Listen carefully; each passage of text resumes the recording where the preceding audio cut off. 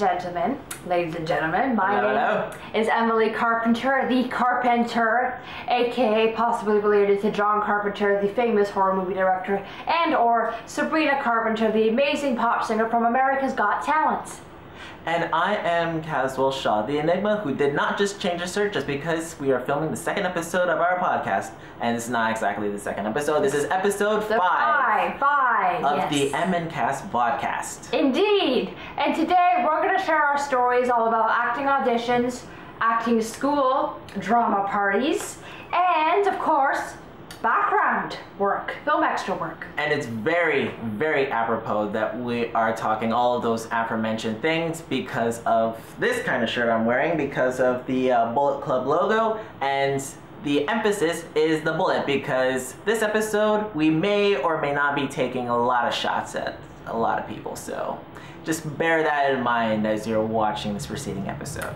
Exactly. So shall I go first, dear? Shall I go first, lovely? Ladies first, my dear. Alright, so back to the normal accent, of course, because we're in North America now. We're not in Britain, of course, not in London just yet. When I go to London, I'm going to be doing this accent for all my videos, ladies and gentlemen, so be prepared. And not just that, my British accent is piss poor at best, not like my co-star Emily, whose British accent is immaculate compared to mine. Oh, it's all good, dear, thank you. Well, you ought to eat some crumpets. Perhaps that'll help you with your accent. They're magical. Well, after you eat crumpets and some 4 o'clock tea, your accent immediately improves. Do you have any crumpets on you? Sorry, dear. If I did, I would, but maybe I'll bring that in a gollywog for next episode. Oh, well, you got my hopes up. Sorry, dear. Sorry to disappoint. Anyway, moving on. So, for background, I was on the set of 12 Monkeys back last year, May of 2017. And you wouldn't believe this. I was talking to a male actor on set all about his brother and how his brother was on the set with Ellen Page. His brother was a really good child actor here in Toronto, and his brother's doing really well. And his brother's considering going to LA and stuff, and how Ellen Page, he got to be on the set with Ellen Page for one of her movies. He was talking to me how Ellen Page got discovered in Nova Scotia. She's in a short film or a film here in Canada that made it to LA and did really well, and I think that's how she started her career. Correct me if I'm wrong. I'm just repeating what I've been told from this male actor of mine. But you know what was very embarrassing, ladies and gentlemen, as I veer off to the side here? While I was talking to this lovely gentleman, I happened to have a phone in my bra. Because where else are you going to keep your phone when you're on set and everything, and you know, you don't have any pockets, and you're not allowed to bring purses with you, and you're not doing that phones on set, and everyone breaks the rules anyway. I mean, I've done it. I discreetly I don't take any pictures on set. I don't break the rules, but I bring my phone with me anyway, because what if it's an emergency? Hello? So then, well, me and this lovely gentleman, let's pretend you're the dude I was talking to who I publicly humiliated myself in front of. Oh, good. I get to pretend to be a dude. Yes, so let's say hello, and oh yeah, Ellen Page, that's really interesting. And then suddenly, just before they call 3, 2, 1 action,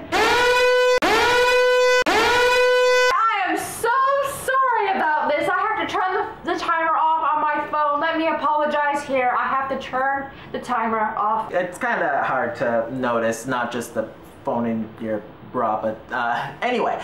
So he never actually said that, by the way. I never actually said that to him. I never even apologized. You know what I did? I quietly took it out of my bra. He stands there awkwardly looking down. Extremely awkward excuse. Very quiet. So imagine how I'm feeling, because like that same thing just, you know, happened.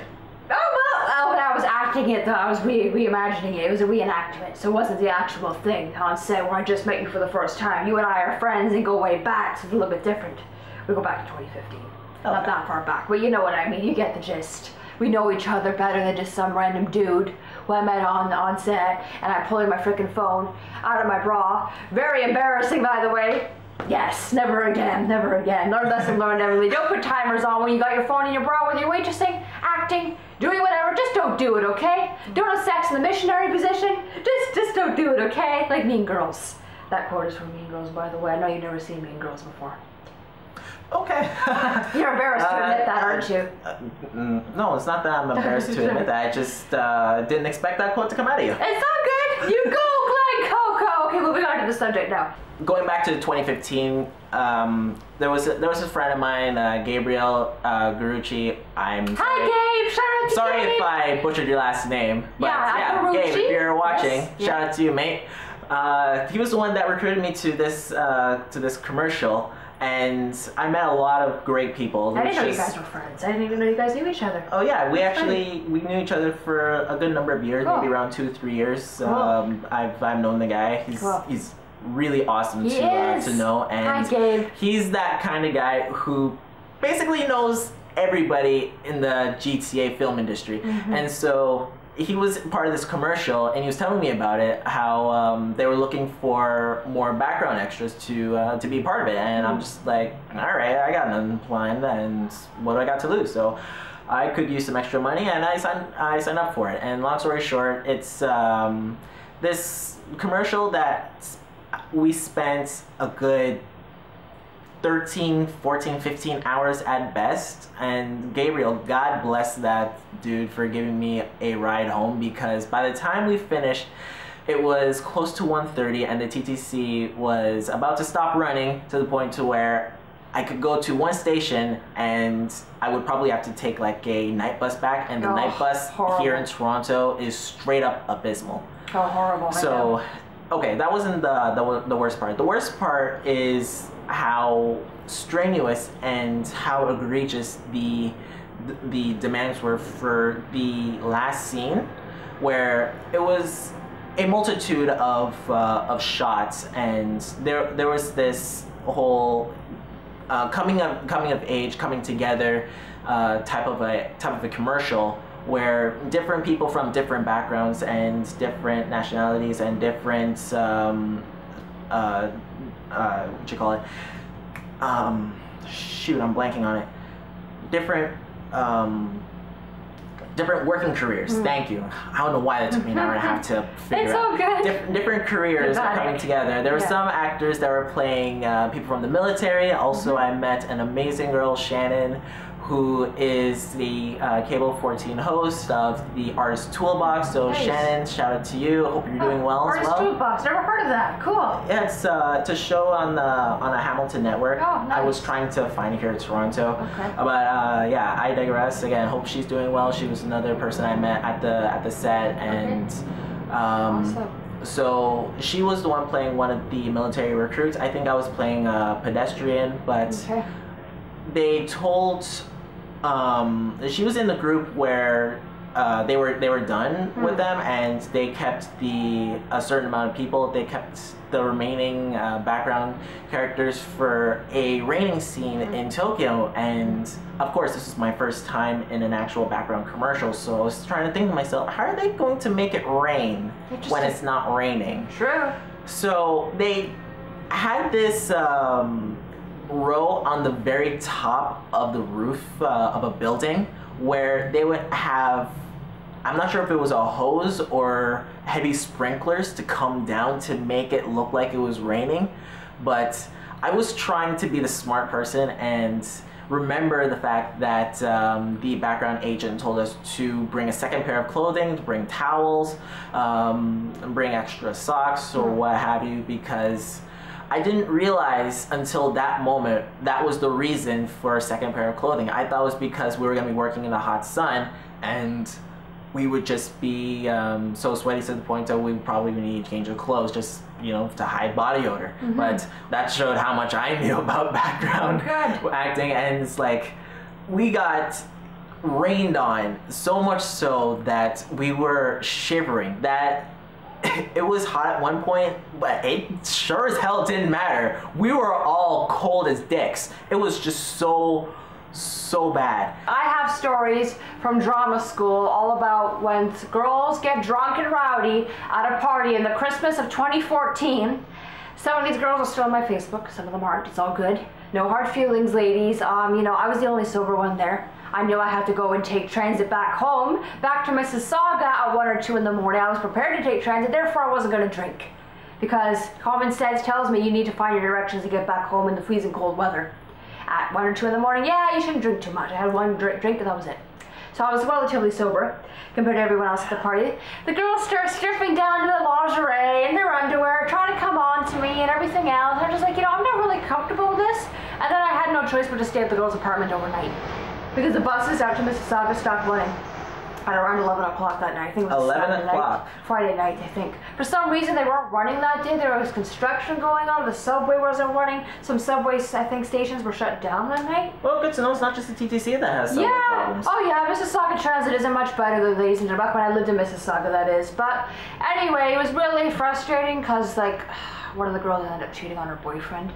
There she told her boyfriend, yeah, so-and-so and I, or and I, whoever we want to say, changing the name here, ended up doing things. Are you okay with that? I was drunk and I was stupid. I wasn't really thinking of that. She had a big dramatic breakup with her boyfriend over the phone. And then, they had tried to have an orgy in the room. And I just said, no, thank you. Leave me out. They didn't want me coming into the room for whatever reason. They were trying to, like, grab me to be a part of it.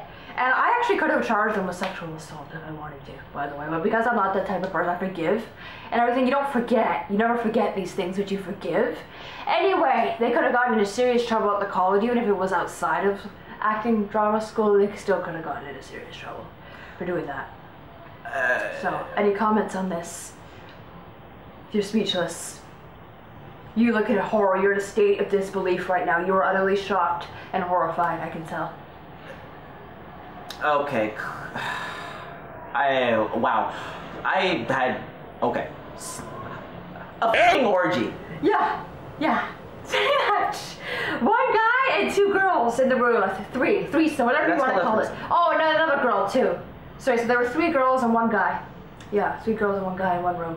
The other people left. Everyone else had left by the party. I was the only one stuck there because of freaking transit and not being able to get home. Okay, so it was a foursome or a fivesome, whatever the hell you want to call it. Okay, highly disturbing, very provocative. They tried to take pictures of me in my bra and underwear when they were dumb enough to take my phone and take pictures of themselves with my phone and their bra and underwear. Well, they were drunk. When you're drunk, you lose all form of common sense, and when you're not drunk, you don't. You better be careful with that. If I wanted to, if I was the type of person, I could have blackmailed them. I'm not that type of person. I don't blackmail people. I don't. But if I wanted to, I could have, right? Because they sexually touched me. They were trying to drag me into the room with them. I'm like, no, back off. Leave me alone. That's considered sexual assault, by the way. You can charge people with that. And yet, here we are blabbing about it on the internet. Well, it's all anonymous. Hey, ladies, it's all forgiven. I mean, it's not forgotten, but hey, if you want to do that to me, just be careful because I have a very, very good memory. Very good long-term memory. Anything that people do to me, I don't forget.